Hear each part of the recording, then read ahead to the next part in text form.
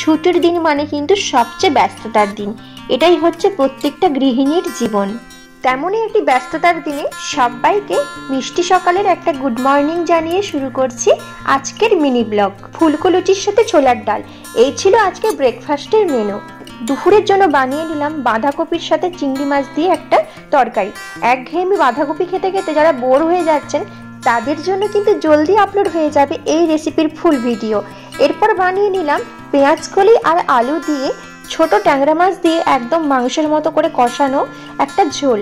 আর ছিল পালং শাকের পকোড়া, তেজপাতা আর পাঁচফোড়ন দিয়ে মুসুরির ডাল, আর কিশমিশ আর খেজুর দিয়ে টমেটোর চাটনি। এই সমস্ত কিছুর আয়োজন ছিল আজকের দুপুরের মেনুতে। দুপুরের খাওয়া দাওয়া কমপ্লিট করে সমস্ত কিছু কাজকর্ম সেরে চিংড়ি মাছ, সাবু, আলু আর চালের চিপসের সাথে গরম গরম 1 কাপ কফি খেয়ে সারাদিনের ক্লান্তি দূর করলাম। আমরা আগে মুকুটমণিপুরে থাকতাম, ওখানে ঠান্ডাটা সবসময় কিন্তু বরাবরই বেশি থাকতো, কিন্তু এখন কৃষ্ণনগরে এসে বুঝতে পেরেছি মুকুটমণিপুরের থেকেও যেন ঠান্ডাটা এখানে বেশি একটু।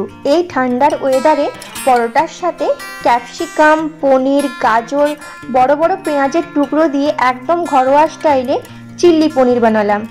আর এর সাথে ঘি আর দুধ দিয়ে সিমুই সেদ্ধ করে তার সাথে অ্যাড করে নিলাম চিনি, এলাচের গুঁড়ো, কেশর আর মিল্কমেড। একদম ক্ষীরের মতো করে সুন্দর করে সিমুই বানালাম। এই ছিল আজকে রাতের মেনু। এখানেই শেষ করছি আজকের মিনি ব্লগ। তোমরা সবাই ভালো থেকো, সুস্থ থেকো, আর ভালোবাসার সাথে পাশে থেকে একটা লাইক কমেন্ট করে সাবস্ক্রাইব করে চ্যানেলটিকে আমার নেক্সট রেসিপির ভিডিওগুলো দেখতে থেকো। আবার দেখা হবে নেক্সট রেসিপির ভিডিও কিংবা মিনি ব্লগে।